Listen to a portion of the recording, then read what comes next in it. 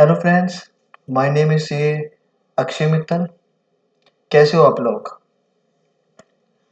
आज हम एक जीएसटी का इम्पोर्टेंट टॉपिक डिस्कस करने वाले हैं, जिसका नाम है GST implication on renting of immovable property.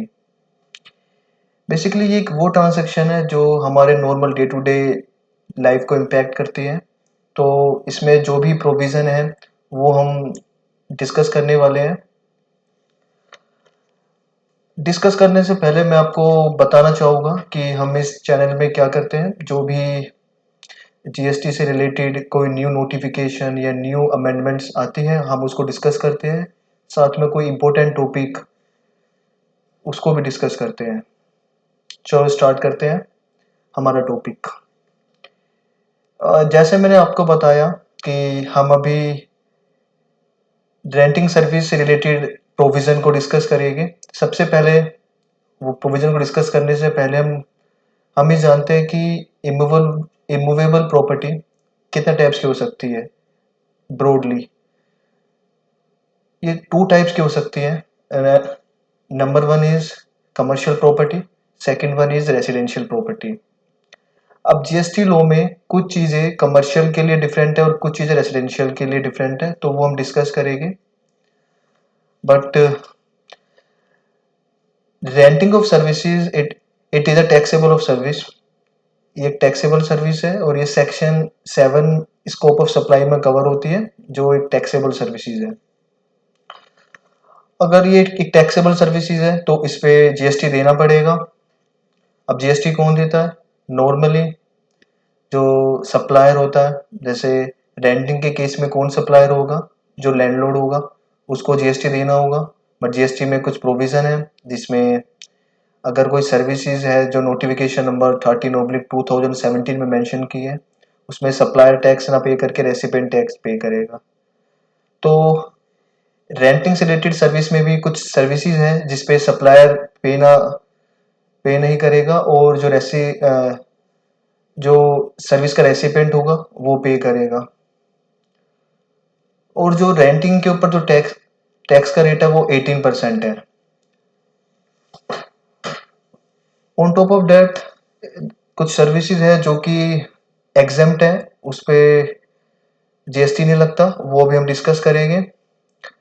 तो उसके लिए हम नोटिफिकेशन नंबर 12/2017 डिस्कस करेंगे, जिसमें काफ़ी सारी सर्विसेज मेंशन है, जिसपे जो एग्जाम कैटेगरी में आती है, टैक्सेबल होने के बाद भी वो एग्जाम कैटेगरी में आती है और उस पर कोई भी टैक्स नहीं देना पड़ता।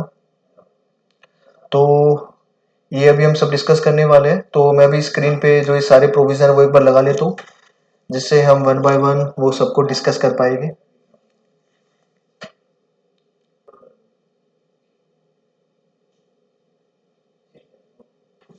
हाँ जी, ये हमारे स्क्रीन पे ऐड हो गया है।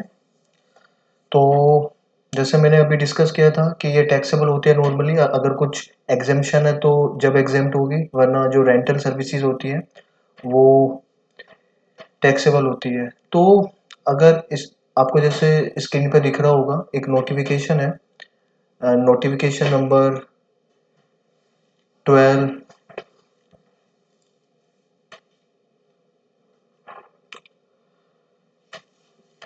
हाँ जी, जैसे मैंने आपको बताया था, अभी हम प्रोविज़न डिस्कस करेंगे और ये हमारी स्क्रीन पे जो प्रोविज़न है वो यहाँ पे आ गए हैं। तो वन बाय वन हम डिस्कस करते हैं। जैसे मैंने आपको बताया था कि जो ये सर्विसेज होती है वो टैक्सेबल होती है। कुछ अगर एग्जेम्पशन है तो जब ये एग्जेम्प्ट होगी तो हम देखते हैं क्या एग्जेम्पशन है इसमें। सबसे पहले उसके लिए नोटिफिकेशन नंबर 12/2017 हमें देखना, जैसे मैंने बताया।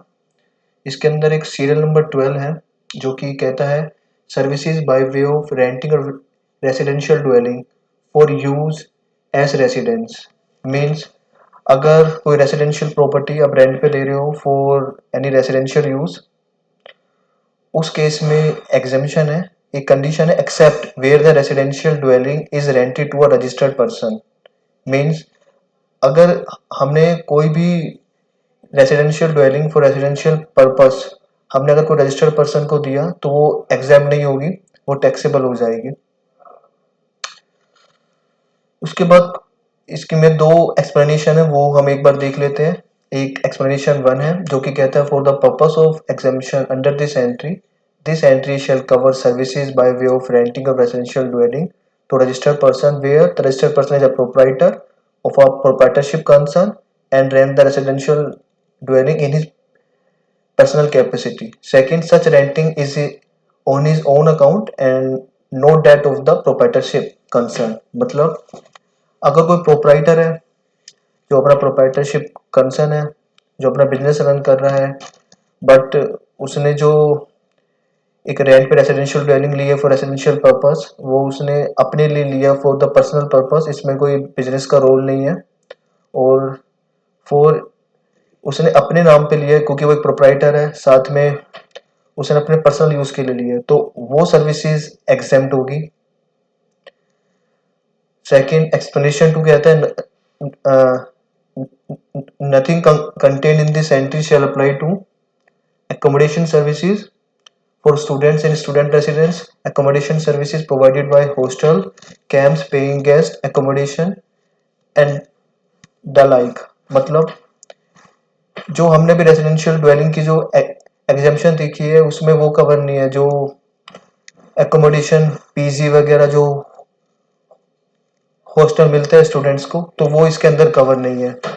इसके लिए अलग एक सीरियल नंबर 12 है जो कवर है, जो भी हम डिस्कस करेंगे, तो इसमें वो नहीं है।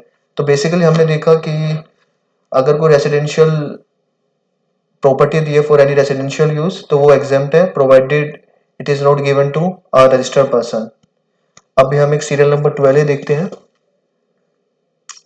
इसमें supply of accommodation services having value of supply less than or equal to 20,000 rupees per person per month provided that the accommodation services is supplied for a minimum continuous period of 90 days। जो accommodation services provide होती है जैसे PG वाले जो देते हैं या hostel होता है, इसी तरह कुछ होता है, तो वो कह रहे हैं कि अगर सर्विसेज दी और वो सर्विसेज की वैल्यू लेस देन 20,000 है, प्रोवाइडेड जो स्टे है वो मोर देन 90 डेज होना चाहिए प्लस कंटिन्यूस स्टे। तो ये 3 कंडीशन, अगर 3 कंडीशन सेटिस्फाई होती है तो इस तरह की जो एकोमोडेशन सर्विसेज होती है in the form of paying guest hostel, तो ये भी एग्जेम्प्ट होते हैं। वो 3 कंडीशन क्या है? फर्स्ट ऑफ ऑल जो वैल्यू ऑफ सर्विसेज है वो पर मंथ पर पर्सन लेस देन 20,000 होनी चाहिए। Second, minimum stay of 90 days. Third, वो कंटिन्यूस स्टे होना चाहिए 90 डेज का। तो ये कंडीशन है तो एग्जेम्प्ट होगी। अदर देन डेट जो भी रेंटिंग से रिलेटेड जो भी सर्विसेज है सब टैक्सेबल होगी। अब हम देखते हैं, हमने ये डिस्कस कर लिया कि कौन सी सर्विसेज टैक्सेबल है in relation to renting services और कौन सी एग्जेम्प्ट है। इसके बाद अब हम देखते हैं कि नोटिफिकेशन नंबर 13/2017 जिसमें जो आरसीएम के केसेस है वो कवर होते हैं, तो उसमें कुछ इससे रिलेटेड कुछ प्रोविजन है। अगर कुछ प्रोविजन हो गए तो उसमें टैक्स सप्लायर ना देकर रेसिपिएंट देगा, जैसे आपको स्क्रीन पर दिख रहा है। इसमें serial number 5AA and 5AB से 2 एंट्री कवर है। फर्स्ट में क्या है? Services by way of renting or residential dwelling to a registered person. Supplier कौन है? Any person. और सर्विस किसको दी है? Any registered person. मतलब अगर कोई रेजिडेंशियल ड्वेलिंग दी है फॉर रेसिडेंट पर्पस और किसने दी है रेंट पे? Any person. और किसको दी है? जो कि रजिस्टर्ड पर्सन है। तो इसमें क्या होगा? जो रेसिपिएंट है जो कि रजिस्टर्ड पर्सन है तो वो उसे जीएसटी पे करना होगा। हमने ऊपर देखा था कि एग्जेम्पशन सर्विसेज में ये है, जो भी रेसिडेंशियल ड्वेलिंग है उसमें को सर्विसेज एग्जेम्प्ट है, बट एक केस हमने देखा था अगर ये रजिस्टर्ड पर्सन को दी है तो वो टैक्सेबल नहीं है, तो उसी केस में वो यहाँ पे इसको लिया है। इसमें जो टैक्स है वो एक रजिस्टर्ड पर्सन को पे करना होगा और बाकी सारे केस एग्जेम्प्ट है, उनमें कुछ नहीं होगा जीएसटी से रिलेटेड। सेकंड, एक और सीरियल नंबर है 5AB। इसमें लिखा है services by way of renting of immovable property other than other than residential dwelling, मतलब जो हमारी कमर्शियल प्रॉपर्टी हो गई, अगर वो हमने रेंट पे दी है, किसने दी है, एनी अनरजिस्टर्ड पर्सन, और किसको दी है, टू अ रजिस्टर्ड पर्सन। तो इस केस में जो रजिस्टर्ड पर्सन है उनको टैक्स देना होगा। मतलब अगर कोई रजिस्टर्ड पर्सन दूसरे रजिस्टर्ड पर्सन को दे रहा है तो उसमें तो फॉरवर्ड चार्ज होगा, क्योंकि इस केस में वही चीज इंक्लूड है जो कि अनरजिस्टर्ड ने रजिस्टर्ड को दी है। इसमें एक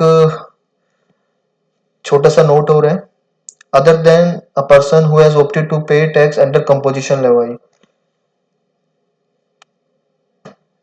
जिन पर्सन ने अगर कंपोजिशन लेवी स्कीम ऑप्ट की हुई है उनको भी टैक्सेबल पर्सन बोला जाता है, बट इस प्रोविजन के लिए अगर किसी अनरजिस्टर्ड पर्सन ने कंपोजिशन लेवी वालों को भी अगर सर्विस दी तो इसके लिए वो एक रजिस्टर्ड पर्सन में नहीं आएगा। तो उसमें जो रेंट है वो जब भी देना पड़ेगा अगर कोई अगर बेसिकली फिर से एक बार डिस्कस करते हैं इसको। अगर अनरजिस्टर्ड ने किसी कंपोजिशन लेवी वाले को टैक्स दिया है तो उसमें क्या होगा, इसमें कोई जीएसटी नहीं लगेगा, क्योंकि ये अदर देन दिस एंट्री का स्कोप हो गया, तो इसमें कुछ इम्प्लीकेशन नहीं आएगी। अभी हम वन बाय वन जो भी रिलेटेड केस है वो एक बार डिस्कस कर लेते हैं, जिससे जो हमने सारे प्रोविजन पढ़े उसको हम एक बार गो थ्रू कर लेंगे। तो स्टार्ट करते हैं। सबसे पहला केस है कमर्शियल प्रॉपर्टी। ये रेंट पे दिए for any purpose, it may be residential और कमर्शियल। अगर होगा तो वो सब इसी में कवर होगा जो कमर्शियल बिल्डिंग में। अगर वो रेसिडेंशियल पर्पस के लिए दी है तो जब भी कमर्शियल में आएगा, क्योंकि ये कमर्शियल बिल्डिंग है। सप्लायर को ने एक रजिस्टर्ड पर्सन किसको दी है, अनरजिस्टर्ड पर्सन को। तो हमने देखा था कि अगर रेंटिंग ऑफ कमर्शियल प्रॉपर्टी है तो ये एग्जेम्पशन में कवर नहीं होगी, ये टैक्सेबल है। और इस पर टैक्स कौन देगा, सप्लायर देगा नॉर्मली, क्योंकि ये वाला हमारा 5AB में कवर नहीं था। तो ये फॉरवर्ड चार्ज में होगा और पे कौन करेगा, सप्लायर पे करेगा। ठीक है, सेकंड केस देखते हैं। Commercial property for any purpose given by registered person to unregistered person. इसमें भी एग्जेम्पशन नहीं है और जो टैक्स पे करना होगा वो सप्लायर को पे करना है, तो ये टैक्सेबल होगा and GST applicable to supplier only. Third case discuss करते हैं। Commercial property for any purpose given by unregistered person to registered person. ये अभी हमने केस देखा था नोटिफिकेशन नंबर 13/2017 में। इसमें क्या होगा, रिवर्स चार्ज के प्रोविजन एप्लीकेबल होगी, क्योंकि यहाँ पे सप्लायर अनरजिस्टर्ड है और जिसको दी है वो रजिस्टर्ड है। तो इसमें जो जीएसटी है वो पे करना पड़ेगा रेसिपिएंट को, जो बाद में क्रेडिट ले सकता है। Commercial property for any purpose given by an unregistered person to unregistered person. ये जीएसटी एमिट में नहीं होगा, क्योंकि उसके ऊपर जीएसटी लायबिलिटी नहीं है। अगर कोई पर्सन अनरजिस्टर्ड है तो वो अगर सप्लाई करेगा तो उसको जीएसटी वो लेवी कर ही नहीं सकता, तो ये नॉन टैक्सेबल सप्लाई होगी, इस पे किसी को जीएसटी पे नहीं करना। Fifth case, residential property for any residential purpose and it should be the for any business purpose. ये किसने दी है, अनरजिस्टर्ड पर्सन है टू रजिस्टर्ड पर्सन। अब आपका क्वेश्चन आएगा कि फॉर बिजनेस पर्पस अगर कोई residential property for residence use है तो वो बिजनेस पर्पस कैसे हो सकती है। इसके काफी एग्जांपल है। जैसे एक एग्जांपल है, किसी एंटिटी ने, किसी कंपनी ने अपने एम्प्लॉयज के लिए एक रेसिडेंशियल ड्वेलिंग को रेंट पे लिया है और अपने एम्प्लॉयज के रेसिडेंस के लिए वो उसको यूज कर रहा है, तो वो एक बिजनेस पर्पस में आएगा, तो वो केस इसमें कवर हो गया। अनरजिस्टर्ड पर्सन ने किसको दिया, टू रजिस्टर्ड पर्सन, तो ये हमने डिस्कस किया था any person to unregistered any person to registered person. तो ये केस रिवर्स चार्ज में फॉल होगा और इसमें जो टैक्स है वो सर्विस रेसिपिएंट को देना पड़ेगा। फिफ्थ केस हो गया। Sixth case, residential property for business use given by registered person to registered person. तो वहां पे लिखा था any person whether it is registered और अनरजिस्टर्ड। इसमें कंडीशन थी कि किसको देना चाहिए, जो कि एक रजिस्टर्ड पर्सन है। तो इसमें अगर दोनों पार्टी रजिस्टर्ड है तो इसमें क्या होगा, सप्लायर को ना देके रेसिपिएंट में ही फॉल होगा, क्योंकि उसमें वर्ड था एनी पर्सन। तो ये रिवर्स चार्ज मैकेनिज्म में कवर होगा ये केस भी। 6 केस में क्या है, ये एक रेसिडेंशियल प्रॉपर्टी रेंट पे दी जा रही है और ये पर्सनल यूज के लिए दी गई है, और इसमें चाहे सप्लाई रजिस्टर्ड है, अनरजिस्टर्ड है, रेसिपिएंट भी रजिस्टर्ड और अनरजिस्टर्ड, अगर कोई पर्सनल यूज के लिए तो वो एग्जेम्प्ट है। जो हमने देखा था नोटिफिकेशन नंबर 12/2017 में, कोई भी रेसिडेंशियल के लिए से रिलेटेड है तो वो एग्जेम्प्ट है। आई होप आपको जीएसटी से रिलेटेड सारे प्रोविजन समझ आए होंगे। सो हम नेक्स्ट मीटिंग में मिलते हैं। Thank you.